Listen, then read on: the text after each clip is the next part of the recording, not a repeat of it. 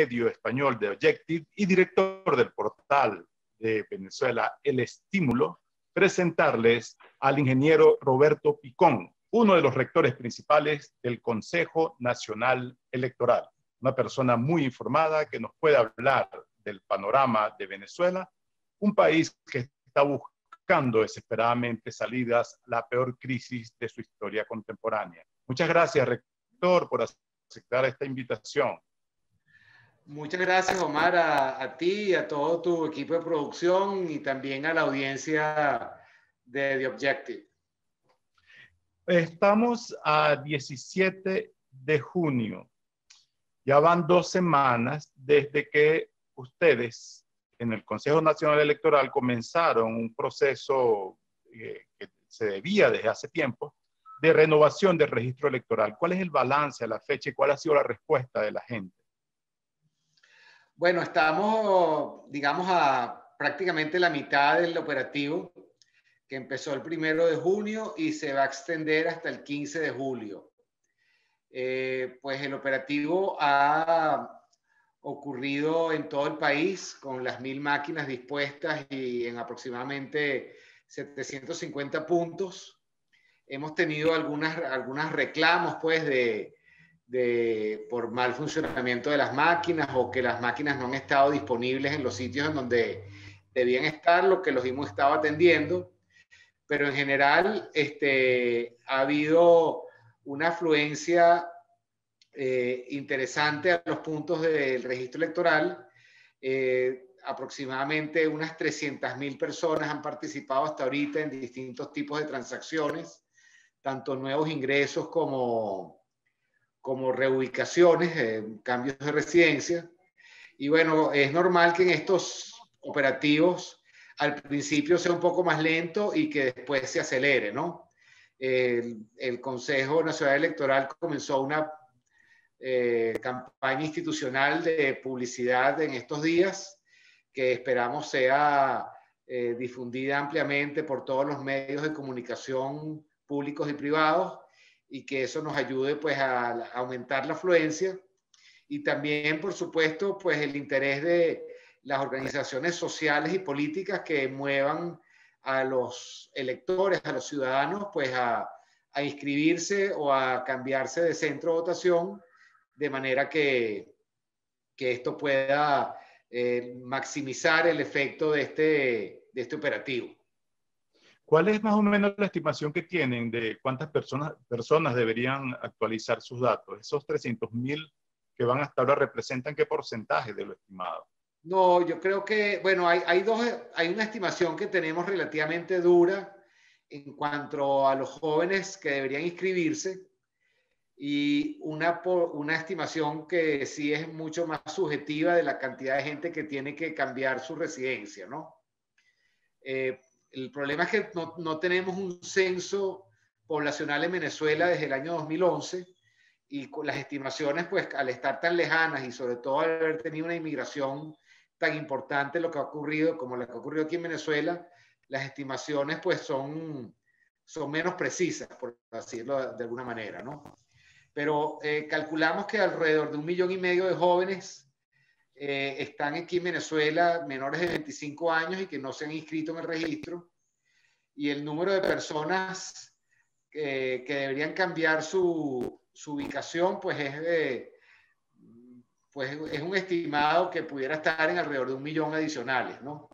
De manera que necesitamos pues que haya una mayor afluencia en este operativo para que nos acerquemos a que el registro electoral refleje más precisamente a la población venezolana para que esos aproximadamente 2,5 millones, 3 millones de venezolanos puedan tener el derecho a elegir al estar inscritos en el registro electoral correctamente.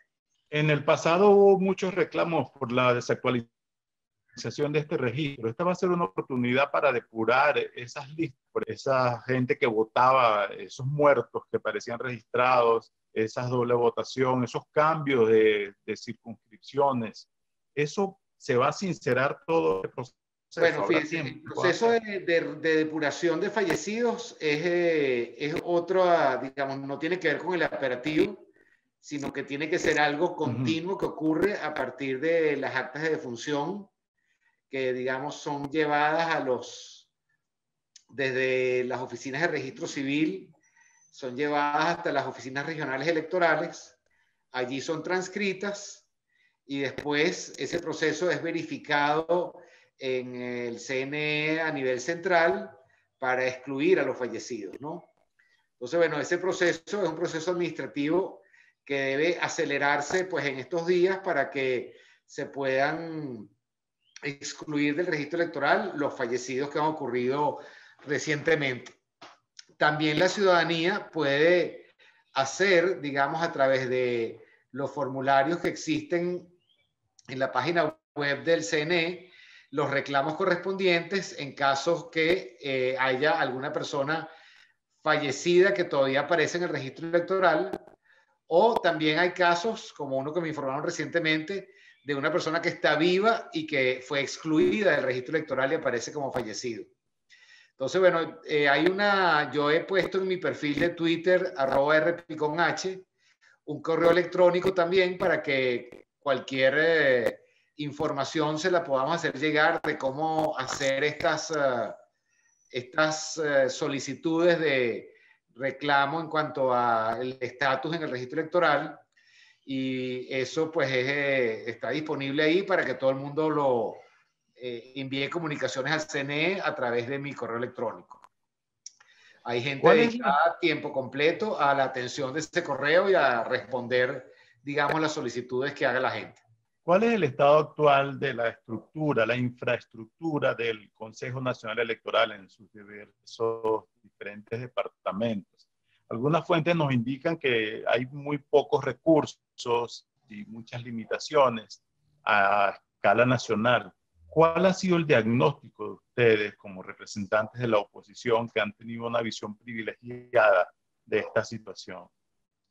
Bueno, yo, como toda la administración pública y en general el país, tanto el sector público como el sector privado, ha sido sumamente afectado tanto por la crisis económica como por la emigración o el cambio de responsabilidades que la gente, pues, para poder tener un sueldo digno, un ingreso digno, pues en muchos casos ha renunciado a sus puestos de trabajo y se ha puesto a hacer otras actividades. Entonces, eso, el CNE no escapa a esa realidad.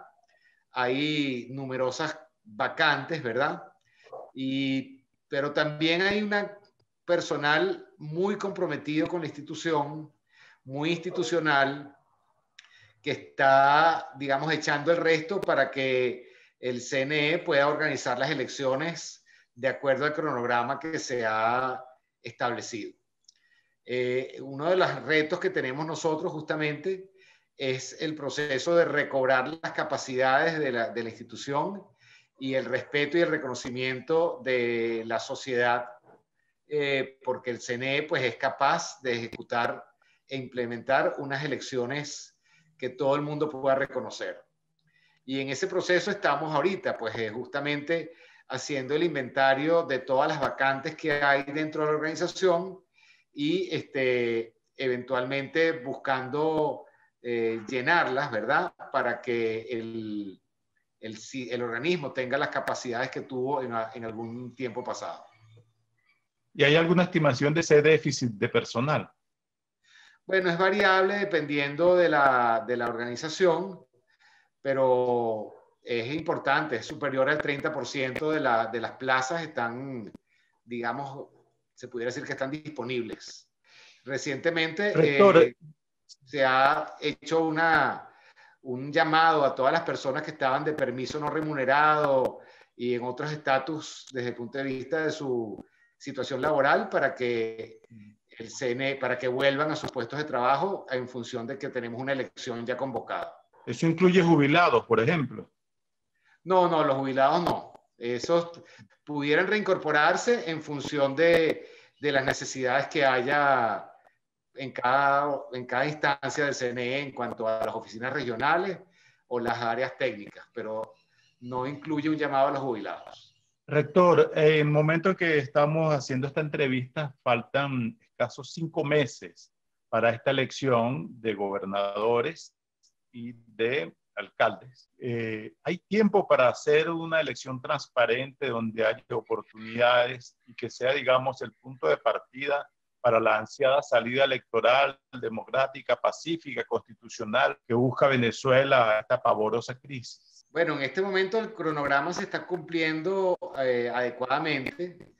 En este momento estamos trabajando con el tema de la infraestructura electoral en cuanto a lo que se refiere a los centros de votación, evaluando las condiciones en que están los distintos centros de votación, que en su mayoría son instituciones educativas. Y bueno, adelantando otros temas relativos a la postulación de los candidatos a los distintos cargos que se van a elegir. Eso está ocurriendo de acuerdo al cronograma. Los próximos hitos que tenemos el día, bueno, está por una parte el cierre del registro electoral, que sería el 15 de julio. El 7 de julio va a ocurrir el sorteo de miembros de mesa, juntas regionales, juntas municipales, juntas parroquiales. Y el 9 de agosto comenzaría la postulación de los candidatos y candidatas a los distintos cargos que se van a elegir. Digamos, ahí la calidad de la elección no solamente la determina el CNE, sino la determinan los actores políticos en cuanto a su postulación, digamos, en la medida que haya actores políticos relevantes que representen el liderazgo del país postulándose, pues la ciudadanía va a estar más invitada a participar porque va a sentir que la elección representa una oportunidad de cambio. Y por otra parte, los ciudadanos también tienen que poner de su parte en cuanto a inscribirse en el registro electoral para poder tener la posibilidad de ejercer su derecho al voto. Y después, cuando sean sorteados los miembros de mesa y miembros de las juntas regionales, los ciudadanos deben acudir al llamado del servicio electoral para que la elección sea en efecto regida por los ciudadanos que son constitucionalmente los indicados para llevar a cabo los procesos electorales a nivel regional, municipal y local en las mesas de votación. Entonces, nosotros en el CNE estamos haciendo todo lo posible para que este proceso de reinstitucionalización que ha comenzado en el directorio, digamos, se distribuya aguas abajo a nivel de toda la organización.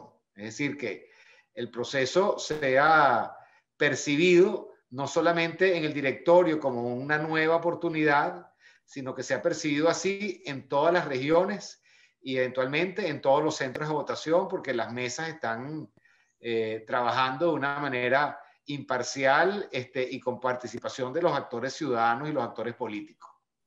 Entonces, hablando para que eso ocurra, los actores ciudadanos y los actores políticos tienen que estar dispuestos a participar también. Pero ¿cómo participar si, por ejemplo, entiendo, corríjame las cifras si me equivoco, que hay unos 75,000 actores políticos inhabilitados por el chavismo? No. Es decir, la primera división de los partidos políticos. No es así. Los 65,000 habilitados son 65,000 habilitados porque tienen sentencia firme judicial, que no son solamente actores políticos. Ahí hay, digamos, delincuentes que están condenados justificadamente, ¿ok?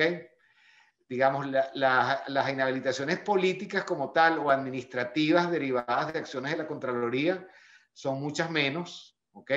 Y esas justamente las estamos inventariando para que a tiempo, es decir, antes del 9 de agosto, que es cuando empieza el periodo de postulaciones, tengamos una relación clara del estatus de cada inhabilitación.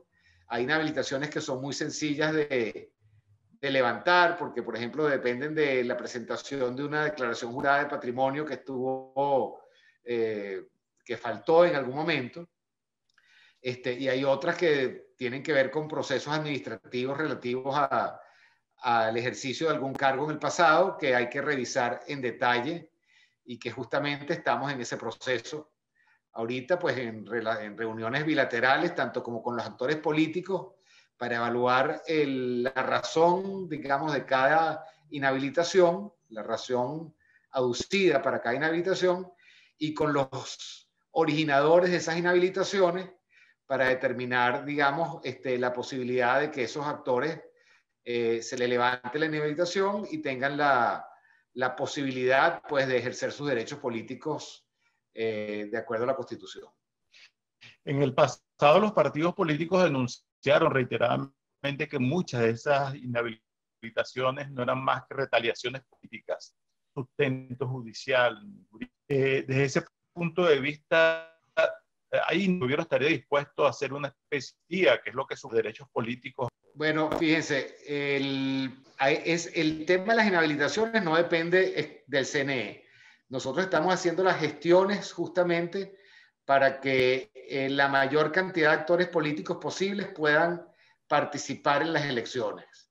Un proceso de levantamiento de las sanciones corresponde a una negociación política que no está en el CNE, está en otras instancias. Y nosotros lo que estamos haciendo es promoviendo esa negociación para que haya la posibilidad de mayor participación política en estas elecciones. Si hay algo que creo que la mayor parte de los actores políticos en Venezuela están convencidos de que es necesario, es que las próximas elecciones tengan mayor reconocimiento a partir de que hay condiciones políticas y técnicas que rodean a la elección y que esas mejores condiciones políticas y técnicas generan mayor participación de los actores políticos y de la ciudadanía.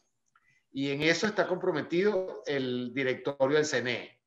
Estamos haciendo lo que tenemos que hacer a lo interno y a lo externo estamos tratando de facilitar que ocurran todas estas cosas. Las condiciones políticas que tienen que ver con los actores políticos y con los actores internacionales también, con el tema de la observación internacional. Entiendo, pero el CNE se inserta en una dinámica general, entonces al menos ustedes tienen conocimiento de por dónde podría ir ese escenario. ¿Usted ha recomendado algo así como un trabajo en equipo entre adversarios?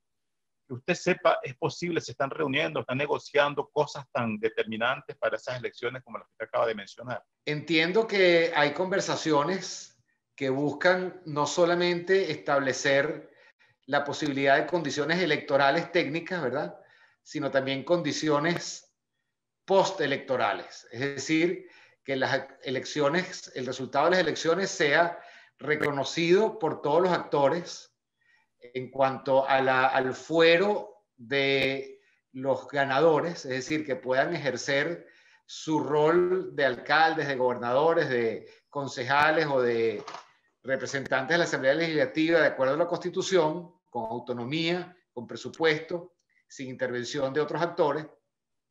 Y por otra parte, que los perdedores mantengan sus derechos civiles y políticos. Es decir, que no haya, digamos, persecuciones de ningún tipo a partir de del resultado de la elección. Eso es lo que puede constituir la base de una nueva convivencia política, por lo menos a nivel de las regiones, que permita hacer un proceso de reinstitucionalización, ya no en el CNE, sino a nivel de los gobiernos locales y regionales. Yo creo que el proceso de transición en Venezuela pasa por transformar la dinámica de confrontación desde una confrontación casi existencial, que es la que ha venido ocurriendo recientemente, a una confrontación política normada por la Constitución y las leyes. La confrontación existencial que nos ha venido arropando, por así decirlo, ha hecho que se pierda la confianza en las instituciones a todo nivel y que se vea a las instituciones como instrumento del control o del poder político de unos sobre otros. Entonces, retomar el rol de cada institución de acuerdo a la Constitución es fundamental y es un proceso que estamos tratando de dar en el CNE y que debe darse eventualmente en todas las instancias del país para que podamos recobrar, digamos, la vigencia de la Constitución. Ese que usted menciona es un punto fundamental porque la desmotivación que se ha percibido en mucha gente en cuanto a ir a registrarse y a votar tiene que ver con que dicen que votan pero no eligen, porque el gobierno les impone que si un protector del Estado o inclusive impone una Asamblea Nacional, un Congreso paralelo. Ese punto tendría que ser enfatizado en una campaña de comunicación. ¿Habrá una garantía o es todavía una utopía, una idea? Bueno, yo creo que justamente esas conversaciones tienen que darse entre los actores políticos para que se sienta que hay un cambio. Justamente los políticos, los actores políticos que han venido estando enfrentados de una manera casi existencial, donde si está uno, no está el otro y viceversa, para que la elección sea creíble, tienen que hablarle entre ellos, ¿verdad? Hablarse entre ellos y ver cuáles son los distintos escenarios posibles de resultado de la elección y acordar la institucionalidad que va a regir el país después de la elección. De manera de que los ganadores se les respete su fuero, es decir, qué es lo que tienen que, cuáles son sus roles y su autonomía dentro de la Constitución, y que los perdedores sienten que no van a perder derechos políticos o civiles por digamos, no ganar la elección. Y en función de eso, pues los electores se van a sentir más motivados porque su elección va a tener, su voto va a tener resultado y las personas que recién sean electas van a poder ejercer su rol de acuerdo a la Constitución. Eso no depende del CNE, depende de una conversación, un diálogo, una negociación que debe tener lugar entre los actores políticos, con las garantías que sean necesarias entre ellos.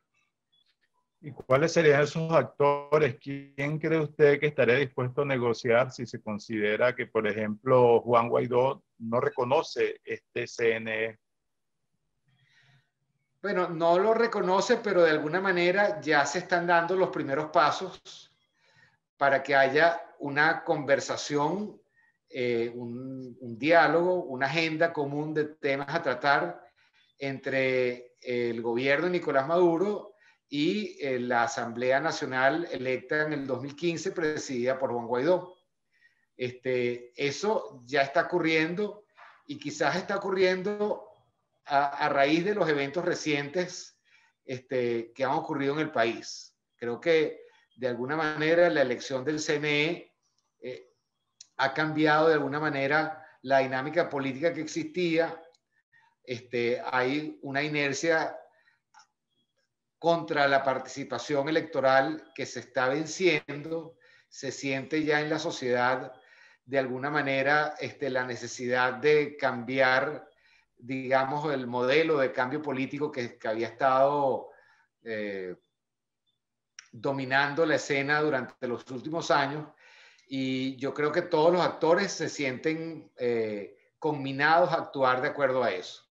Y eso ya está pasando y ojalá que se acelere ese proceso durante los próximos días, semanas y meses para que el país tenga un camino por el cual transitar hacia un mejor porvenir. Usted es una voz autorizada en todos estos temas fundamentales. La primera personal porque usted es expreso político.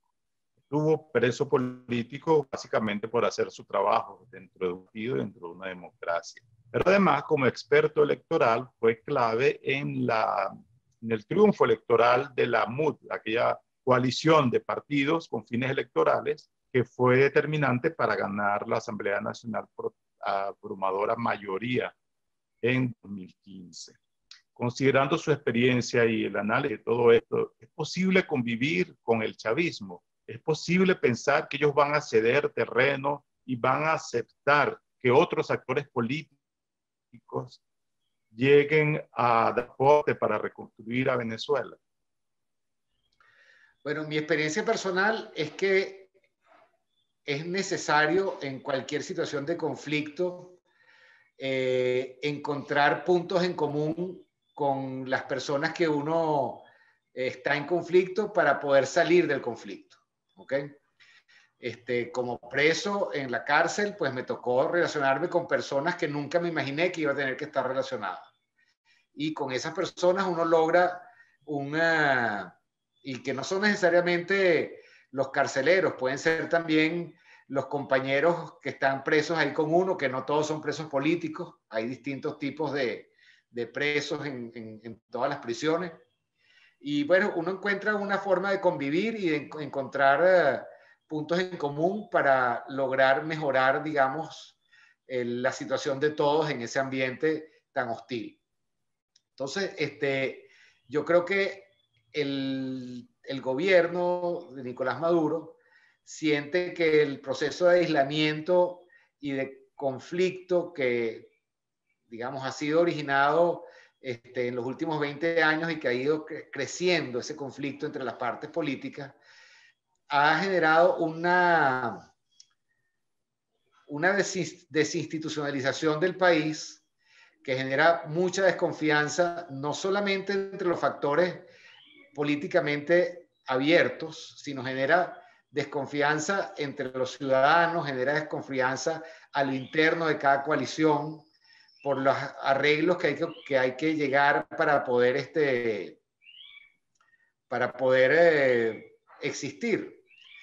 Entonces, esos problemas que de vez en cuando salen a flote y se ven en la violencia que existe en distintas partes del país, en las ciudades, en el campo, en las zonas mineras, etcétera, ¿verdad?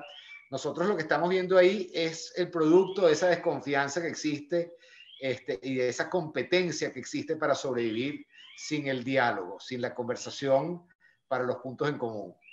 Y creo que lo que está ocurriendo, la necesidad de negociación y de diálogo, es producto de que vemos que esta situación puede degenerar aún más y generar una ingobernabilidad que no le conviene a nadie.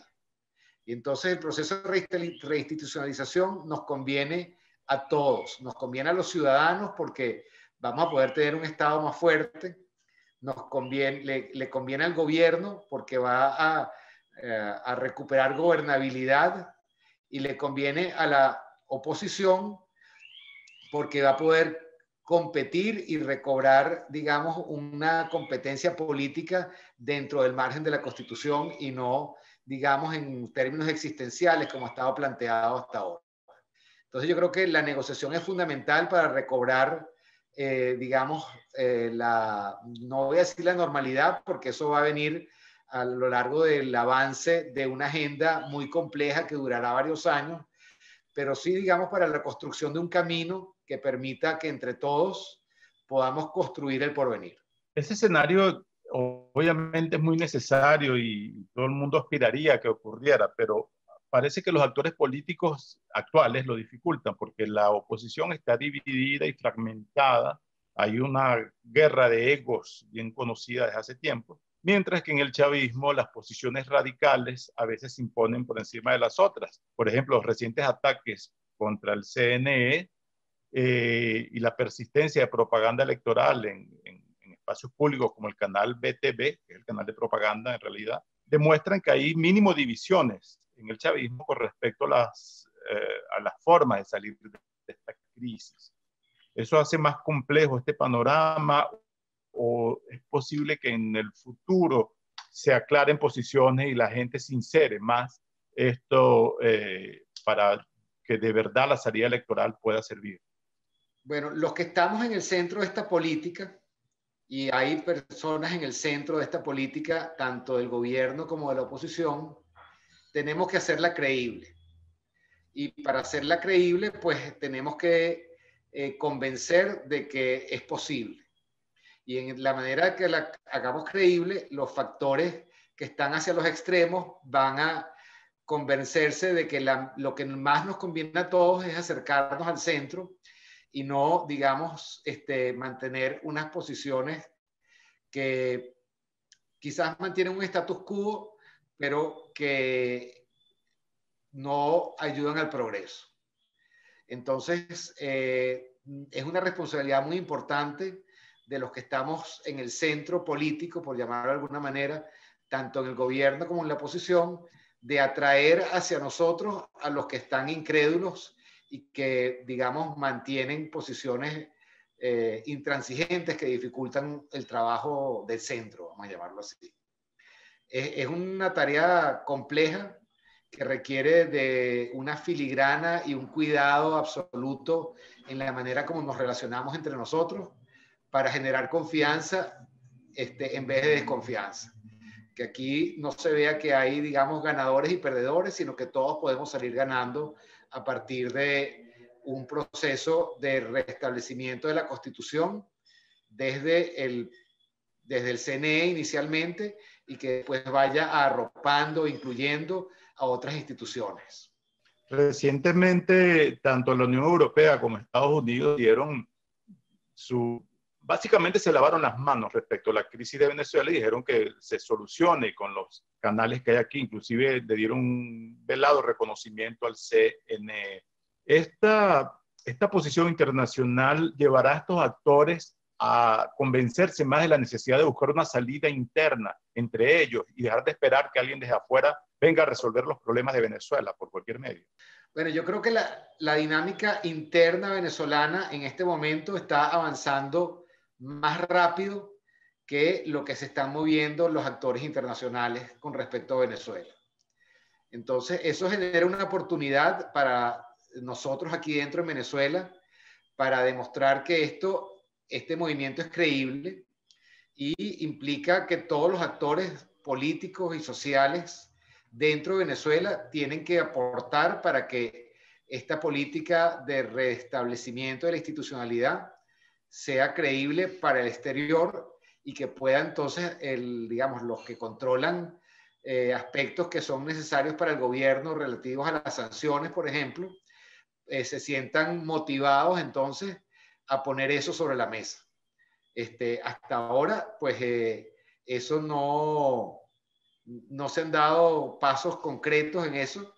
Hoy hubo un movimiento interesante relativo a la flexibilización de alguna sanción en relación al pago de las vacunas, pues en cuanto a la aclaratoria de que las sanciones económicas que afectan, digamos, los fondos que están del gobierno que necesitan ser transferidos, pues no sean sujetos a procesos de ralentización de las transferencias o de pedir permiso si están demostradamente dedicados al tema de la atención de la pandemia.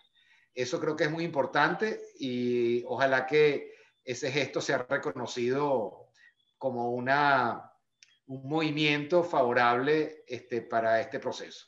Rector, y para ir analizando, la percepción del venezolano común es que estamos en una situación extrema, hay mucho desespero, mucha pobreza, mucha falta de expectativas.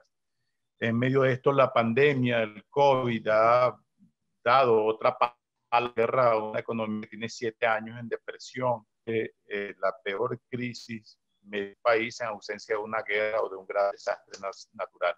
Es decir, la proporcionalidad de la realidad, los problemas para la gente, son abrumadoramente superiores que los llamados que puedan hacer los políticos para ir a votar. ¿Cuál es entonces el principal desafío de cómo se conectan ustedes y cómo se conectan los partidos políticos con la gente común que busca resoluciones claras a sus problemas? Bueno, yo pienso que la atención a la pandemia y a la crisis económica debe ser la primera prioridad del Estado. Y debe ser la primera prioridad también en cuanto a las propuestas que se puedan hacer de los actores políticos y los actores sociales. En la medida que eso ocurra, habrá una conexión más importante entre el Estado y los ciudadanos y entre los políticos y los ciudadanos. El proceso electoral es un proceso que está ocurriendo en paralelo a todo eso y en la medida de que los políticos y el gobierno, el Estado, se conecten con la ciudadanía, va a tener mayor credibilidad cualquier convocatoria a procesos electorales, políticos, hechos por estos actores. Es fundamental entonces pues que actuemos con absoluta conexión con las necesidades de la población, que no son precisamente ir a procesos electorales que no representan cambios para ellos. Los procesos electorales representarán cambios para la población en la medida que los políticos que participen sean creíbles para la población y que entonces su convocatoria los anime a participar. Entonces, definitivamente hay que estar conectado en primer lugar con las necesidades de la población, conectado con la realidad económica y social y política, y en función de esa conexión, la convocatoria que se haga a participar será más creíble. Desde el CNE estamos haciendo todo lo posible para que servir la mesa para esa elección que va a tener lugar el 21 de noviembre. Pero digamos, la invitación a participar tiene que empezar por los políticos y debe continuar por los ciudadanos. Y esos políticos tendrán poder de convocatoria en la medida que estén conectados con las necesidades de la población.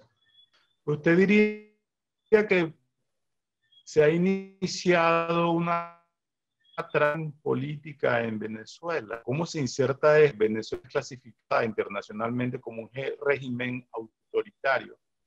Y es posible que ocurra algo como en otros países del mundo, inclusive el Chile de Pinochet, donde una feroz dictadura, en ese caso chilena, fue sacada del poder a través de los votos. Es posible que en Venezuela ocurran cambios considerando los antecedentes históricos y las particularidades de este país y del régimen chavista.